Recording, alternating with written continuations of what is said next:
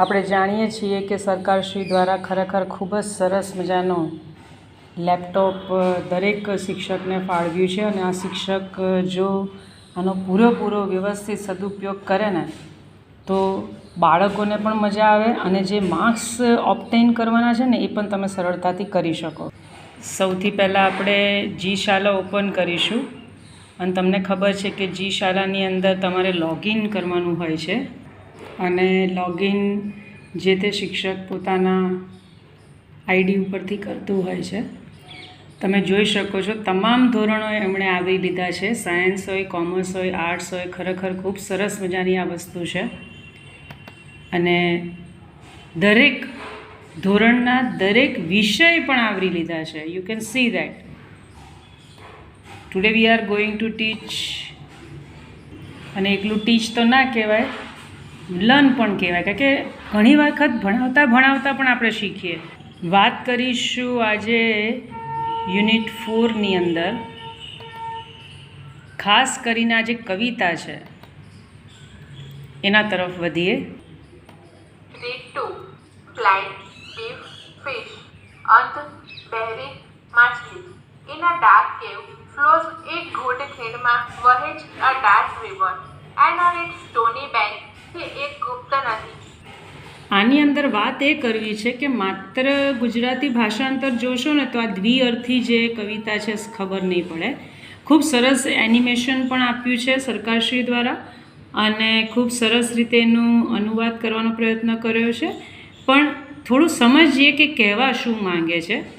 તો આ જે ઇન અ ડાર્ક કેવ છે, આપણે ખબર જ છે કેવ એટલે ગુફા, એમાં કંઈ બહુ મોટી વાત નથી, અને ફ્લોઝ એટલે વહે છે, અને પછી એણે શબ્દ આપ્યો ખેડમાં વહે છે a dark river. અને પછી એણે કીધું ડાર્ક રિવર વહે છે. હવે આપણને ખબર જ છે ડાર્ક રિવર અથવા ગુપ્ત નદી એવો શબ્દ અહીંયા આપ્યો છે. આપણા જીવન સાથે સંકળાયેલું છે આ વસ્તુ, બરાબર. આપણી જે જિંદગી છે એની અંદર સતત આપણે જે કાર્ય કરીએ છીએ, કાર્યને રિવર તરીકે આપણે કદાચ જાણી લઈએ અને જિંદગીને આપણે કદાચ ગુફા તરીકે, પણ ખરેખર ગુફા નથી.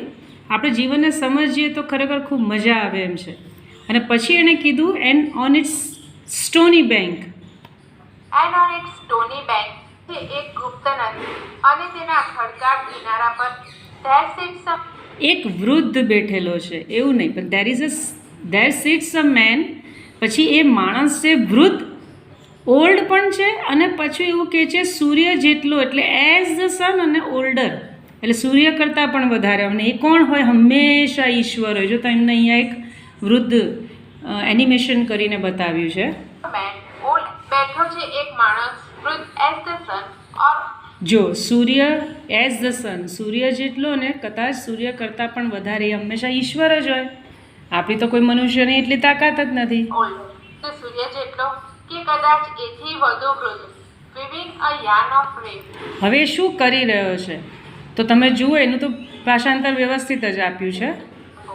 ગૂંથી રહ્યો છે એક આંટી મેઘધનુષની and humming a song. અને એ સતત જે ગીત ગુણગુનાઈ રહ્યો છે. આપણને હંમેશા ઇનર વોઇસમાં ઈશ્વર કંઈક ને કંઈક કહેતા જ હોય છે, આપણે નથી સાંભળતા. ગણગણી રહ્યો છે એક ગીત but the blind deaf fish. હવે આ જે છે ને બ્લાઇન્ડ ડેફ ફિશ એ આપણને રિપ્રેઝેન્ટ કરે છે, મનુષ્યને, અને જે પેલો મેન છે ને એ ઈશ્વરને રિપ્રેઝેન્ટ કરે છે. પણ તેની અંત બહેરી માછલી that swim. અને એ પાછું સતત એવું કહે છે that swim in the stream, ઝરણામાં સતત વહી જ છે. એટલે કે મનુષ્ય હંમેશા સતત કાર્ય કરતો જ હોય છે, કર્મ કરે જ છે. in the stream જે તરી રહી છે પેલા ઝરણામાં see neither yarn. પણ આપણે નથી ઈશ્વરને જોતા, નથી એના મેઘધનુષને આપણે જિંદગીના અલગ અલગ કલર કહી શકીએ. કેવી રીતે? જેમ સ્વાદની અંદર તીખું, ગળ્યું, ખાટું, મીઠું હોય, એમ આપણા જીવનમાં પણ સુખ દુઃખથી વણાયેલા આખા મનુષ્ય જીવનને આપણે આવરી લઈએ. તો કે નથી આપણે ઈશ્વરને જોતા, નથી એના મેઘધનુષને જોતા, નથી એનું જે ગીત એ એવરલાસ્ટિંગ સોંગ, એવું સરસ શબ્દ વાપર્યો છે, એને સાંભળતા. nor man જુએ છે નહીં તો આંટી કે પેલો માણસ nor hear his. જો લખ્યું છે ને નોટ હિયર હિઝ એવરલાસ્ટિંગ, ઈશ્વર ક્યારેય આપણને કહેવાનું બંધ નહીં કરે, આપણે સાંભળવાનું બંધ કરી દઈએ છીએ. everlasting song કે નથી સાંભળતી તેનું શાશ્વત ગીત.